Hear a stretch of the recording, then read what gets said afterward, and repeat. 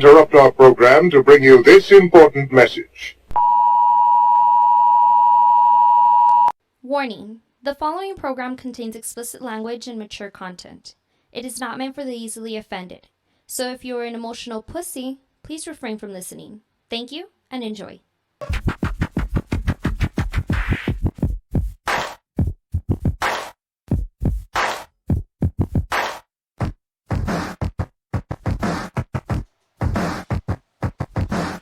Back at it, the Words on Fire podcast, your boy Cujo. Another day on my own this time. My boy Jules is still out of town living his best life, leaving everything else to me. So we'll see what happens here. This time we got another guest coming via international waters. Well, it's not even waters anymore, right? It's a clear border. Coming out of Toronto, the T dot. We got a up and coming artist. I guess I don't know exactly how to put what box to put you in, which is always a good thing, right? She goes by the name of Chlz, Chlz. You find her on Spotify. You can find her on Instagram. You can find her everywhere. Miss Chlz, how you doing today? I'm doing wonderful. How are you? Can't complain. It's early in the day, getting ready to go. Now, did I pronounce the name correctly? Chlz. Yes, Chlz, right? Oh, yes, okay. You did. Because I automatically thought, knowing how we've known each other, I automatically thought when I saw the name spelling, it was just short for Chlz, which I was like, oh, that makes sense. But then I know you corrected me the other day, and I was like, oh shit, I've been saying it wrong the whole time. So I just want to make sure that we get it on the right. Ms. Chlz, so right off the bat, I guess the best way, if you were to explain yourself or your style of music to somebody who is barely finding out about you, how would you explain your style of music? I would describe my sound as being under the alternative R&B umbrella. Mm-hmm. It's a little bit jazzy, a little bit lo-fi. That's all right. Cosmic, sultry sounds. Cosmic, sultry sounds. And you get that. I know you're saying, or you're telling me that you have a background, right, with the music industry, right? Was it your grandma's the one that got you into this? My grandma was a jazz singer, so I grew up doing music with her. Mm-hmm. And then I studied music fairly young, so I've always been doing music, right? Just in different ways. So okay. And so who are some of the singers that you've looked up to in your time? I definitely would have to pay homage to Amy Winehouse. And love Amy and Billie Holiday. Wow. Love them. I love Stevie Nicks, Fleetwood Mac. Wow. And there's so many. It's always hard to condense that. I love Minnie Riperton, Patrice Rushen, and off the top of my head, those are the names I'll drop.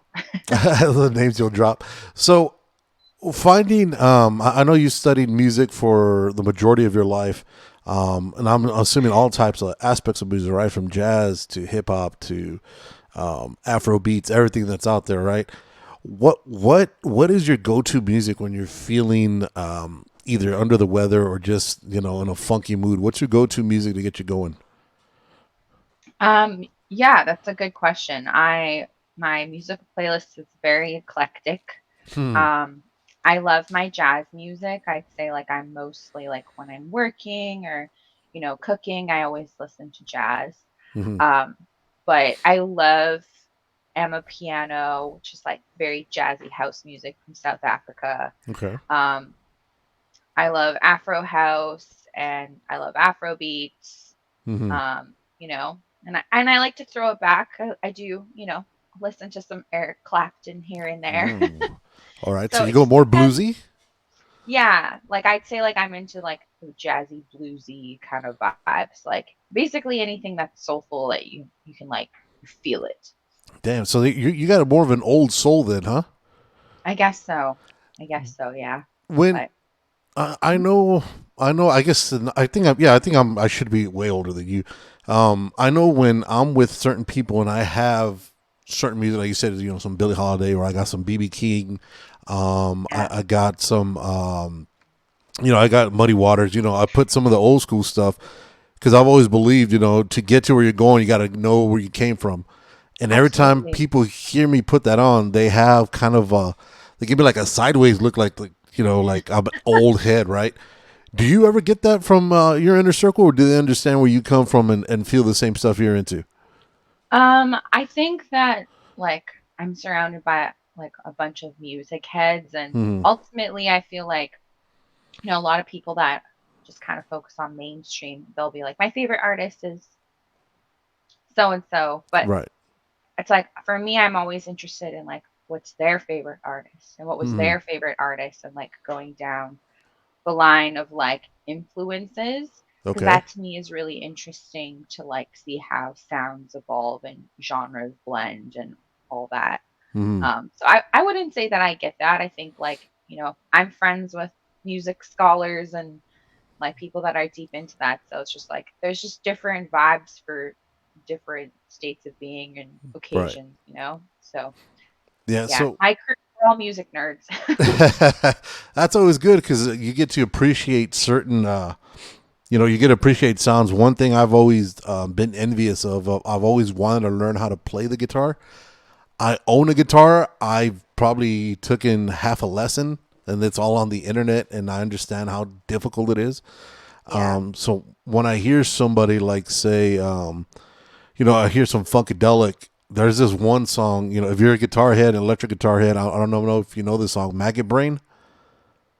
No, I don't. Oh, if you want to get in your feels, and Yeah. even if you want to sample something, just Okay. FYI, not saying to do, but if you do, Maggot Yeah. Brain Funkadelic. Funkadelic make your brain. Yeah, Maggot Brain. Note to self. Yeah, Maggot Brain. The Okay. music, it's when I'm in my feels, and I know since June is or was, I should say, today's July 1st. June was Men's Mental Health Awareness, which I didn't know was a thing. Yeah, when I want to get out of my feels or just get a good yell or a cry or whatever out, Maggot Hmm. Brain, man, the guitar on that song will Hmm. melt you if you have an appreciation for music. Oh, that's wonderful. Now, now let me ask you. So how long have you been in the music game on your own, branched out as just Chlz? I started my own solo journey in COVID. So like 2020. Hmm. Yeah. So was 2019. was COVID an actual good thing for you as far as your music career to actually sit down and take a collection of what's going on with you and put it out on your own?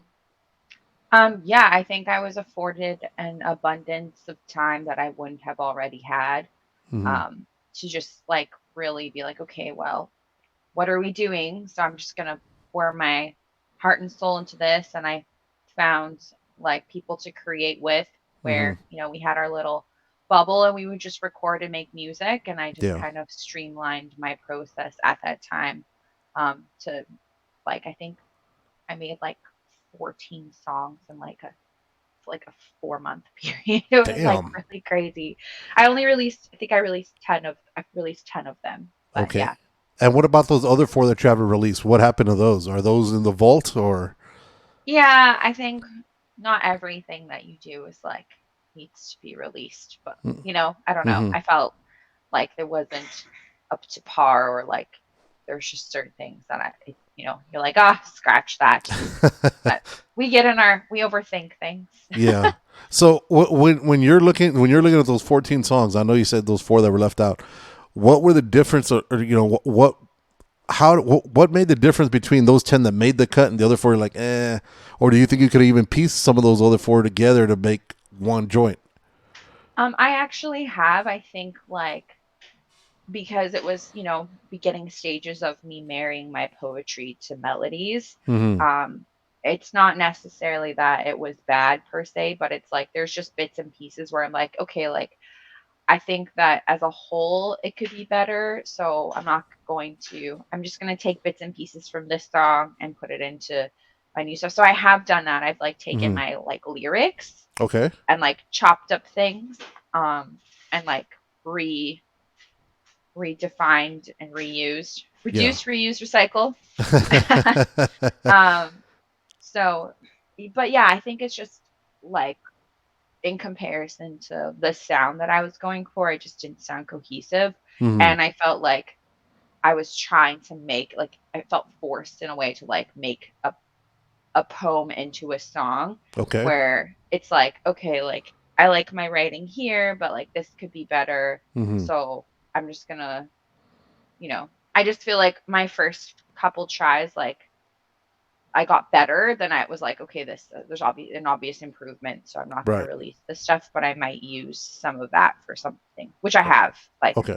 fast forward 3 years later, I'm like going through the lyrics. I'm like, oh, this works. I'll take that. Hmm. So it's kind of you Damn. just have like an archive of content that you frequently Go back to. go back to. Yeah. Okay, so when it's time and you're like, all right, I'm gonna write a song. I'm gonna write this next song of, I'm feeling, whatever the mood is, right? Do you continually work on that one song till it's to completion, or do you leave a bunch of songs halfway through and then change mood and go to something else, or how does that process work for you? Yeah, that's a good question. I think everyone's different. For myself, I really like to finish things, but Hmm. often I have quite a few things going on at once because I work with different people. Right. So it'll be like, dependent on when I can get a session in, or I have to I have to like create time to go back and listen and give notes of like things I want them to change before I can go and do like the next layer of vocals or something like that. So Hmm. I like to finish things quickly. Like I definitely get in like a zone where I could just be in the studio for like 12 hours and not even realize it. Wow. But that's not, I don't really do that anymore. Yeah. It's more like I'll do like I feel like my sessions are usually like 3 to 4 hours. Hmm. So it might be, sometimes it takes like 2 sessions to write a song. Sometimes it takes like 4 or 5. Right. It's like it just depends. So it just, usually you're figuring out a concept and then the sound, and then if the producer makes a beat, and then from there it's like finding melodies, finding the chorus. So I, Okay. I like to do that where like I'll find the chorus and then that's how we can structure things. Okay. But sometimes what happens is I'll be like, this is the chorus, and then I'll do something later where I'm like, no, actually that's the chorus, and then like I use that as like a bridge or something like that. So Okay. it's like a very, So yeah, so it's not an all linear. around. So Yeah. you don't have a specific you don't go into something first, all right, let me hear the beat, then I'm gonna come down with my verse, or let me hear the beat, then let me come down with a hook and then go from there. Or do you come in, I had this hook stuck in my head, let's see how we can work a beat around it. Yeah, I think I've tried that, but I Mhm. find what usually works well is like it'll go one of two ways. So either, you know, the producer will be familiar with my sound and my vibe, or I kind of like conceptually say like what I want, and they'll create something off of that and then Right. send it to me.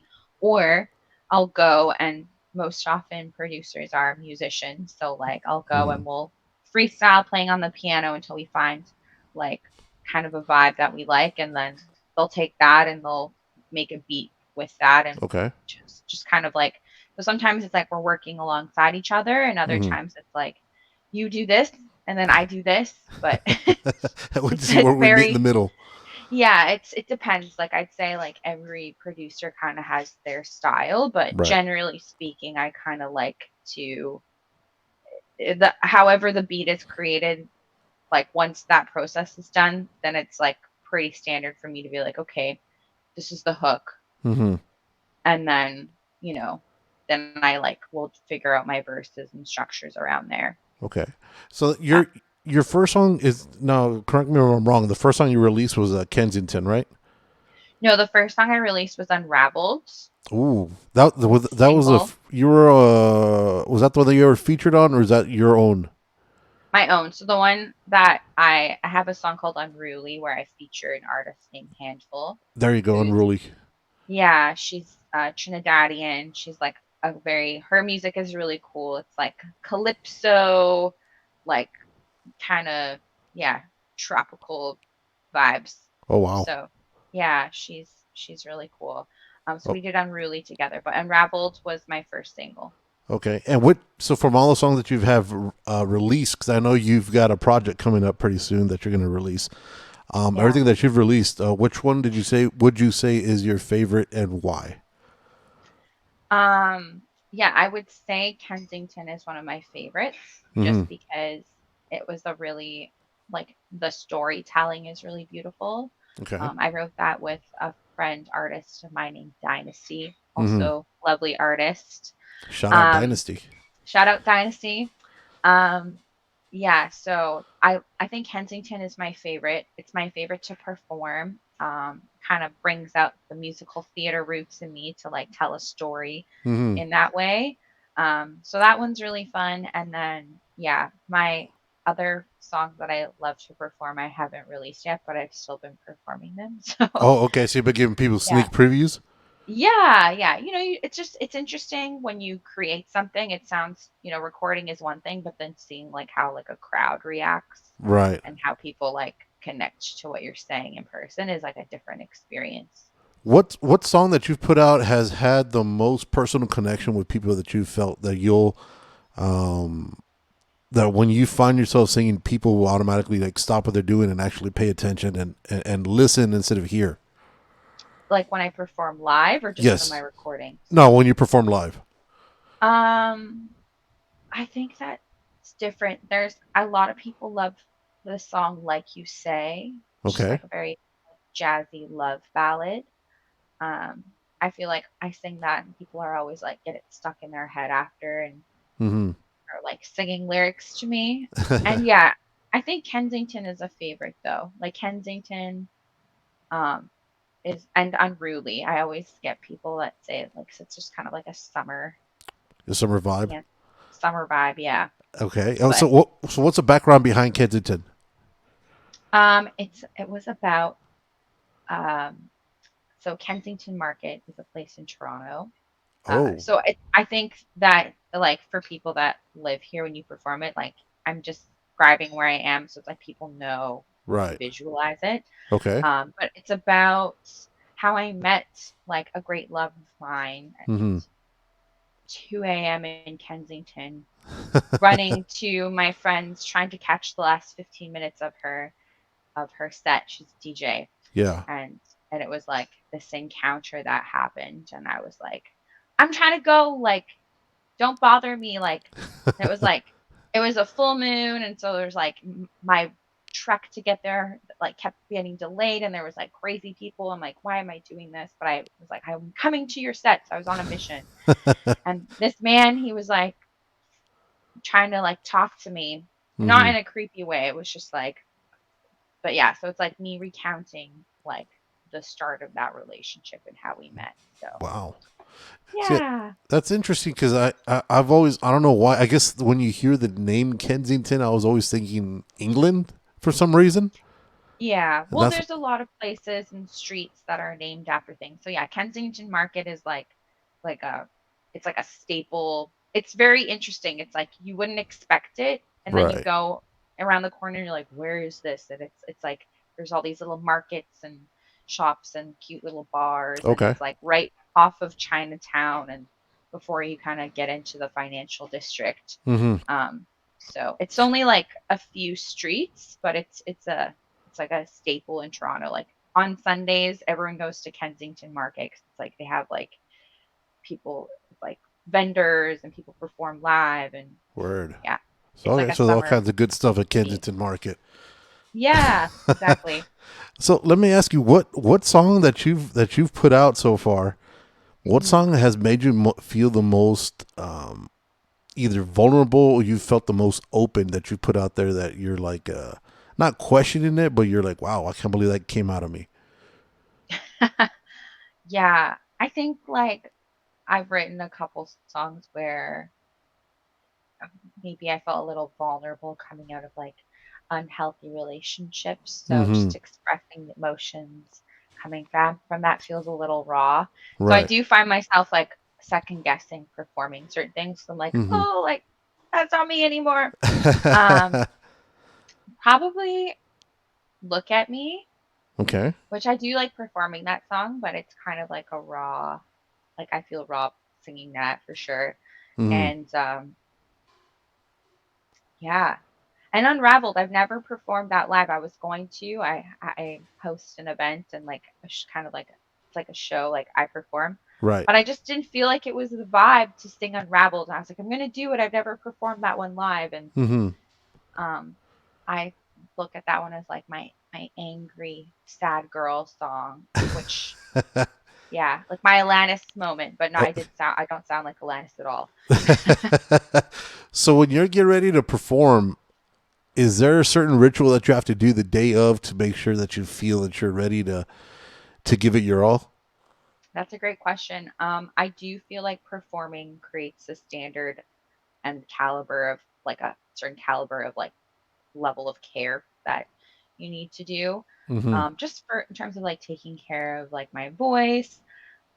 I won't like have dairy. I'm just drinking like lots of teas and I think it's important to like be really relaxed. So like I won't do any crazy workouts. Like I'll work out, but like I don't want tension in my body. Right.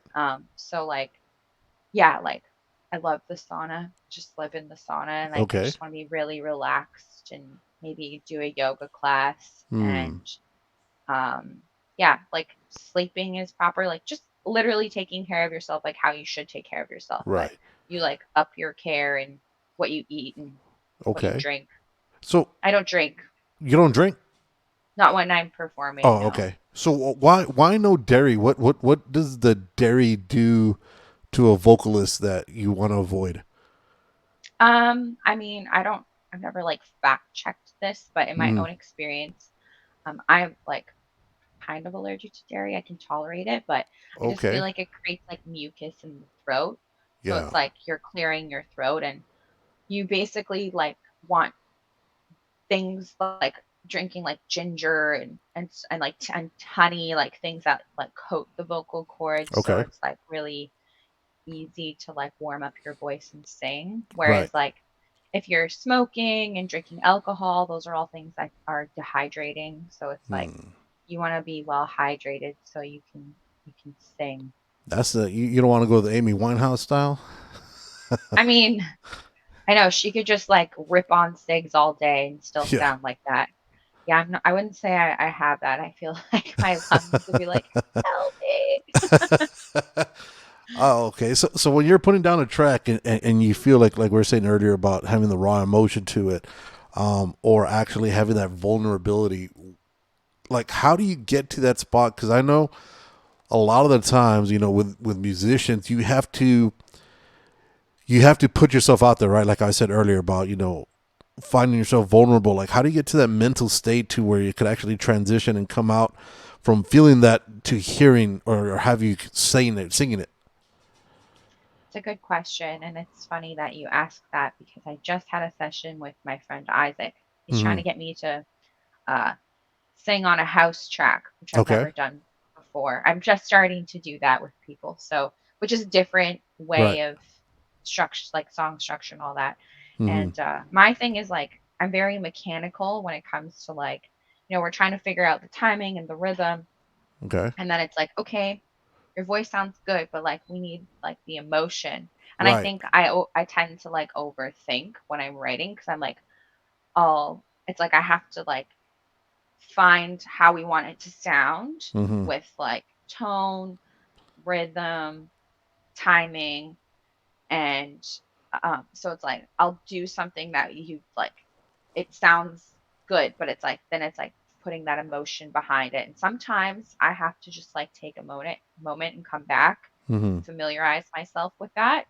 Um, and yeah, I think that's hard. And other times it's like it just flows out of me like water and it's very like raw and real and but yeah, I do find like if I'm working with somebody else and they're coaching me on like how they want it to sound and feel, like sometimes it can be a process to get out of your head because you're Right. trying to like do it a certain way. So it's a very strange dance. in terms of like writing and vibing, I feel like that's just, it's like a muscle, and Hmm. sometimes it's easier to access those like raw parts of ourselves and Right. sometimes it's not. But ultimately, it comes down to like living, doing nothing, and then coming back and creating because like creativity is like this, Yeah. you know? It's a roller coaster. So you're just riding the waves and then sometimes you get nothing.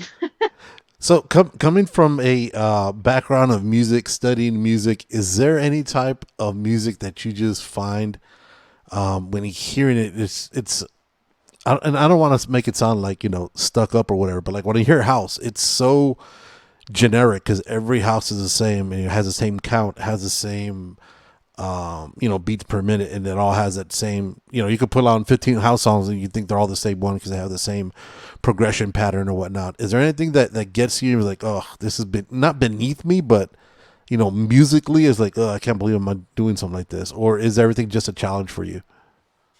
I wouldn't do anything that I didn't love. I think I really appreciate like house as like I also have like a dance background. So as a dancer, like house music is a vibe to me. Mm, Um, and yeah, I love like global house music. I think it's really like there's just cool like certain sounds and right. producers from different parts of the world where like yeah, sure it's all under the umbrella of house, but it's like kind of different. Like like Black Coffee. Mm-hmm. He's a he's an artist, but like I really like the vocalist that he has on his tracks and Okay. the vibe. I wouldn't say house is that for me, but maybe like mumble rap. Right. Yeah. Like, what are you saying? Can't understand So even when they have the words in front of you. He's like, that's not what he said. That's not right. yeah. So yeah, I do. I think for me, it's more like when I find that like I live in Toronto, so it's like there's Mm-hmm. a huge like rap like hip hop scene here, and there's a lot of like trap kind of music that Okay. I just don't. I just find like the content to be like, what are you actually saying and doing? And it's all kind of like the same, sounds the same to me. And I don't find that like there's certain artists that are like pioneers of that are Mm-hmm. really good. And like and then everyone's like replicating that. So it like loses its authenticity. So I do think that's something in Toronto that is like, I see a lot where I'm like, okay, like we'll just put auto tune and start talking about like popping bottles and Popping bottles with like, models. yeah, exactly. And it's just like, Do you ever feel any pressure? Because I know T Dot's been blowing up lately. Like he's with Drake, with Abel, also AKA The Weekend. Do you ever have? Because I know the lo-fi sound is kind of not similar to The Weekend because he's more on that fucking mystery axe sounds like murder it. kind of shit. Do you ever feel pressure that I gotta put something out like Weekend style to kind of get some play out here in Toronto to get some follow, or is it just I'm doing me no matter what? No, I don't feel pressure to like hop on a vibe that's not mine. I just like to organically create. I definitely have my influences. Like I love the 70s era of music and Okay. I love funk and soul and jazz. So it's like to me it's like I just wanted to do stuff that like I vibe with. And that can be other sounds because it's like obviously that's influenced by the producer and like what they're creating and what they envision. Mm-hmm. So I never like hear something where I'm like, "Oh, like I got to do that." Cuz like Right. that's not authentic to me. Like I'm just hopping on a bandwagon train that, Right. where I feel like being true to myself, I know that I have a specific sound and I have a lot of versatility and Mm-hmm. I can do a lot. So I'd rather do my own thing and Okay. have my because like that's kind of how people make it anyways. They sound like themselves and then Right. people start to replicate that and whatever. So Okay. I'm just gonna stick to doing me and my new project is very versatile, and I think it shows my range in a way that like my previous uh, Okay. catalog What is that? hasn't. What is that new project you got coming out? I haven't put a set date on it, but I wanted to release it by end of summer, Mm-hmm. um, for sure by fall, just because like I have other like I've been working on a lot of stuff, so it's like I have one fully packaged, ready to go. It's Mm-hmm. just yeah, getting everyone on board on the team to like make sure it's released proper. Okay. And how many songs you got coming on this new project you got coming out? It's a 4-song EP, Okay. so a little taste. A little taste. So it's gonna be. I take it's gonna be like the seasons, I guess: spring, summer, fall, and winter. No, so it's themed around the elements. So Okay. each song is like themed around fire, earth, water, air. So that to me is like different uh emotions and Mm-hmm. like energies. Like, the fire songs like very passionate and sensual and kind of like bit musical theater jazzy. And then Okay. um yeah, and then my earth song is like back to my roots because Yeah. like I like it's very like Stevie Nicks kind of vibes. 'Cause that's what I grew up listening to. Like I listened to the music that my dad listened to, like Right. Eagles, Mamas and Papas, like, so that's kind of like my roots, which is Mm-hmm. earth to me. And um there's like a good like drum beat in there. Right.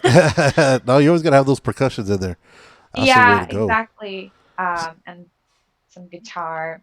So Uh, from the new 4-song EP you got coming out, which one of those songs or elements is it that you're most jazzed up about, or so much, or so, I guess, happy, or just anticipating that you want to release so bad already that you love?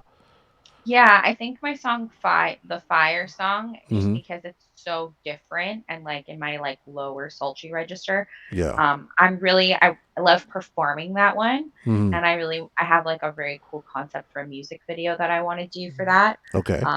My water song is called Too Deep, and that's my like influence of like Minnie Riperton and Patrice Rushen, and that's kind of that vibe is very like in my like higher jazzy Okay. vocal Range. range. And it's my like sad girl love song. And I really like I always have to have a sad girl love song. Hey, those are the ones that sell, man. Those are the ones that people Yeah, identify. exactly. You That's know. like the therapy. Yeah. No, that's the free therapy is the best therapy, and sometimes I know from what I've always seen, when you have a song, like you said, like a sad girl song or a sad love song or whatever it is, people identify with that more, and that's what gets a true human connection with people. Because Yeah. people can relate to that, as opposed to like when you hear Drake talking about, I'm flying out to Asia and buying Bentleys, and I can't identify to that. I can't even spell Bentley. Shit. Yeah. Yeah, I mean, I hope I never get to the point where like I'm out of touch with reality and what people relate to. So Cuz yeah, go So ahead. let me ask you this question that's kind of weird, because I know, like, so you say you don't want to get out of touch, right? Because you don't want to be at that point where you're talking Bentleys and billions and stuff.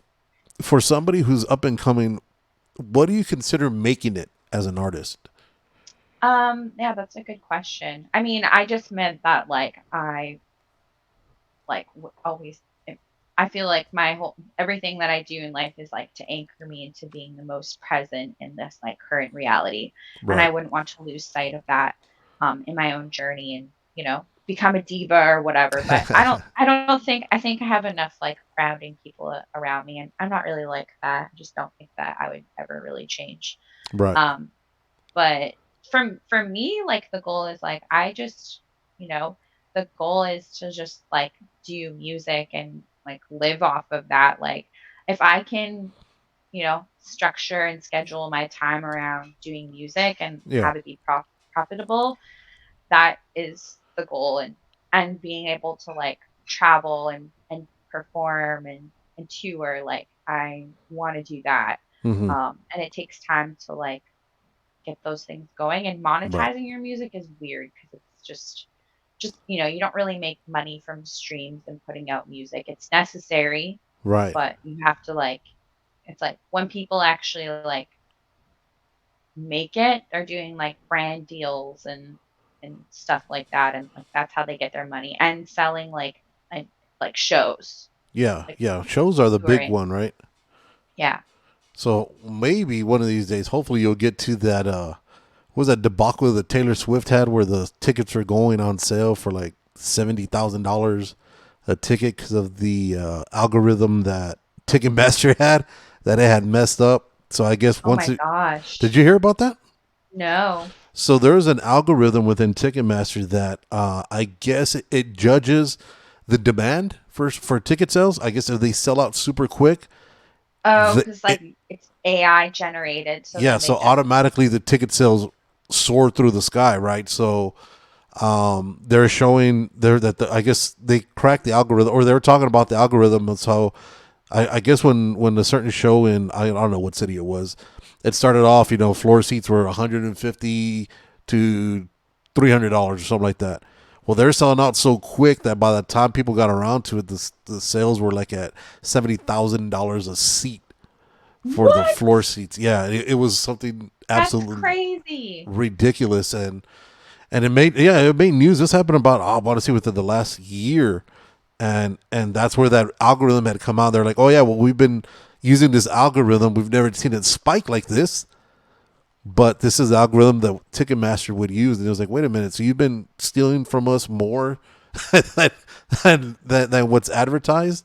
Yeah, like And supply and demand. exactly, yeah. So people are getting highly upset about that, because I mean that's some bullshit. And there's kids that were trying to sell their parents' houses so they could buy a damn ticket to go see fucking Taylor Swift. It, That's it was pretty insane. fucking Like a bonkers. year's salary for most people to Absolutely, see T that's Swift. crazy. That Um, is crazy. so talking about AI that you mentioned it, do you fear, as a musician and as a lyricist and somebody who actually writes their own music, do you fear the way the AI is evolving and actually writing music now, and like even putting songs out for certain artists? That's a good question. I think for myself personally, because I'm independent and like anything that I do under me is like has to be approved by me, and Right. I do everything myself, wear many hats. So like I do think it's kind of scary. Like there was like that Drake and Weekend song that came Mm-hmm. out that was AI, and like, it kind of slapped. Like it was kind of scary, which is very scary, I Right. think, for Absolutely. people that are like very established to Yeah. have stuff like that where you can mimic someone's voice. But if you really listen, I feel like you can tell that it's fake because there's certain vowels that just are repeated that just don't sound natural. Right. So I've seen a lot of weird AI scammy things online where like, Elon Musk is trying to get you on some new crypto thing, and it's like you can tell it's like this is fake. That was fake. Shit. That son of a bitch got me. But I mean, Yeah, but it is scary. people nowadays don't really care about real or fake, as long as it sounds. They're they're the first ones to say that they like it or don't like it, or they're first ones to say I was there or whatnot. Because like I don't know. There's a song, I don't know if you've seen. They did a Frank Sinatra singing "Get Low" by Little John AI. Yeah, I I can. need to hear this. Here, Was it actually, good? since we're talking now, let me forward it to you. It's That's it's it's crazy. Frank it's Sinatra singing "Get Low," like yes, "Get Low, Get Low, Get." yes, Oh my God, that's so funny. absolutely fucking bonkers. And the worst part is when you hear somebody say, some of these young kids here, I just literally just sent it to you. Some of these young kids, right, that don't really know much about or even know who Frank Sinatra is. If Right? they hear this, they're gonna go out and put that. Oh my God, have you heard this new guy? And they're gonna put this whole buzz and create about something that never even happened. And Yeah, I do think that's dangerous. That's super dangerous because you're like altering history and reality in that sense, yeah, and that's not absolutely. good. So No. I do feel like it's a tool that could be used like you could use it properly. Like for myself, I never even thought to use AI for like songwriting. And but to me, like I just feel like that takes away from the process. I'm sure other people would feel differently, and maybe Right. that is something that people do. Um, but yeah, I mean, it's a tool that can be utilized. But yeah, there's obviously it's dangerous in the wrong hands with the wrong intentions. Every everything is, well, hell, I mean, there's, like you said, there's all these videos are coming out, these deep fakes are what they're called, and Yeah. now you can put anybody saying anything, and you can't. And if you, it's weird now, depending on what the topic is, right? If you question something that somebody makes a deep fake about, now you're looked at as an enemy or as attacking that, as opposed to actually saying, "Hey, is this shit real?" Because what is real now. Yeah. It's hard to tell. It's true. I remember seeing something on, like, someone tweeted a photo of, like, was it like the Pentagon being under fire or something? Hmm. And like it like affected the stock market. Wow. And so altering like that's dangerous. So I do think that that's dangerous because, we always say, I think everyone says like, oh, everything you see online is fake. Like what anyone posts, what everyone does is like a curated, Right. one smidgen of somebody's life. But now there's this other level of like, are you even real? Did that actually happen? So Right. yeah, I think it's hard to, you know, kind of see what like just being insightful. And I think ultimately like always being a critical thinker is important in anything, to like really be like, okay, like have we fact checked that? Right. Where is this coming from? All Well, of that. I think that's important to question our like beliefs and why people and motives of others and all that. all right. So before we get off the deep end and start going into all this conspiracy theory, because girl, I am here for that, and I could go off. I mean, we're talking lizard people. We're going deep. I don't want to get that crazy. I Oh want to. no, not reptilians. Yeah, they're all. That's a whole other podcast we need to have on the side. That's always a good time to talk. So you still don't have an end date, right? You're saying hopefully maybe end summer for the four elements, end summer, hopefully maybe fall the latest. Yeah, yeah. Like I'm gonna be making moves the next couple weeks, and Okay. to ensure that you get playlisting for Spotify, you have to submit your work through your distributor at least 6 weeks out to be. Have you submitted that yet or no? No, I haven't. So Okay. that's why we're like at least 6 weeks away, Okay. at the very least. So within 2 months, I Oh, will so have so when do submitted. you feel you'll be submitting that, within the week or so, or are you still trying to fix the masters and all that? And No, everything's done. It was just me filming a music video. So like I have okay. my artwork done, the music's all done. So it's just if I want to release my project with having visual art to accompany it or not. Awesome. So then your handle, let me just bring it up here again, because I was looking through my Frank Sinatra shit that I just sent you. Frank Sinatra get low bonkers, fucking Wild. bonkers. And you just had a little show that you did, Soul Slam, yesterday, right? Or 2 days Yeah, on ago? Thursday. On How'd that go? Thursday. Oh, it's always such a beautiful vibe. Yeah, it was great. It's always a great turnout. We teamed up with this local microbrewery bar called Lalo. They're like Mm-hmm. big hip hop supporter of the arts in the city, big hip hop heads. Shout out to Dan at Lalo. Shout out. Um, yeah. But yeah, so it was great. I do it with a partner, my co-pilot Ariel, Okay. and we host. It started out as like us just performing, and then it Mm-hmm. turned into this open mic that we do, and it's a very high caliber open mic. Like a lot of MCs come through, a lot of singers, Mm-hmm. singer songwriters come out, and it's just a really like beautiful open space to just come and vibe, have some drinks, and we always have a Ice Misto's our DJ, and she always Okay. slays Okay. with And her Soul Slam, mixes. is that something that goes on bi-weekly, weekly, monthly? How often It's do you have it? monthly, It's so monthly? it's like we've been at it. We've done six, so like we've been doing it for 6 months now. Okay. So It's always like the last Thursday of the month. So Um, are you booked yeah. for the end of July already?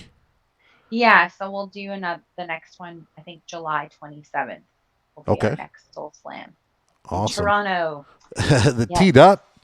Yeah. Am I saying? I think that's what they call Toronto, right? Or am I just making my own shit?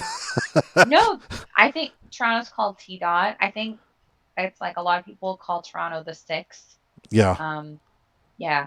And like if you're from Toronto, you don't say that, you don't say Toronto, you say Toronto.